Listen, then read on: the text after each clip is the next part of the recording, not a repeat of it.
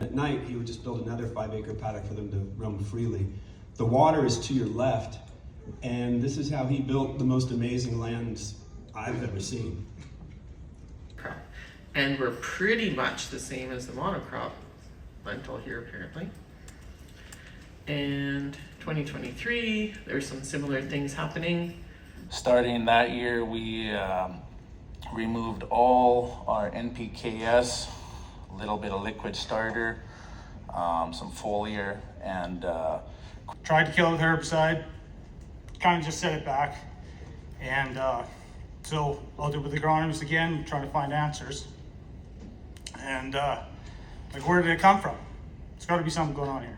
Do the whole farm and take big risks and just try all kinds of crazy things.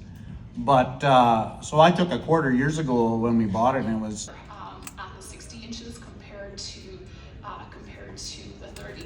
However, our lowest breed pressure in general was seen whenever we seeded at intercrop at corn plant. That form in the real world, usually we're moving from one environment to another.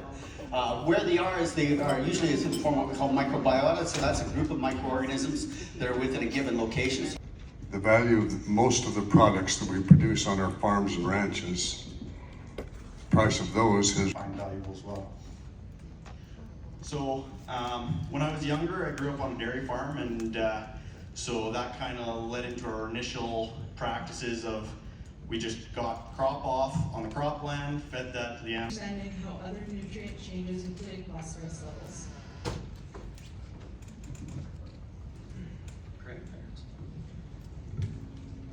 Yes, we're also seeing a food, but when we're talking about nutrition, we're ultimately talking about compounds, individual nutrient compounds.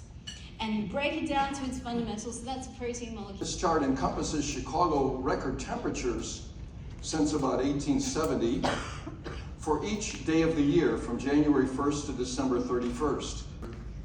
yields or better yields as far as what we're going to market if you're into the marketing of the